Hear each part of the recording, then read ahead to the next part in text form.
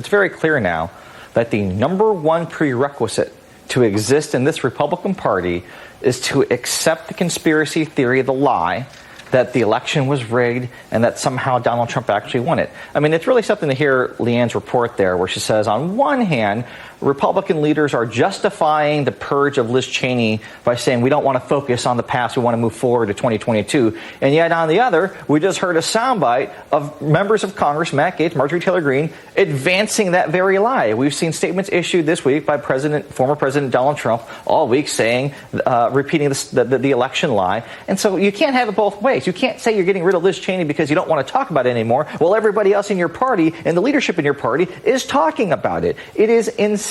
And let me tell you something. You know, I got a lot of heat, a lot of triggering of Fox News this week for saying that the biggest threat to our democracy today is the Republican Party, that they pose a greater threat to our democracy, to our elections, to our process, than anything that any foreign terrorist ever did to us. And I'll tell you, every time I see soundbites like Matt Gaetz and Marjorie Taylor Greene and the purging of Liz Cheney, every time we see that happen and the denial of what happened on January 6th, it's clear that they are a clear and present danger to democracy and to our way of life.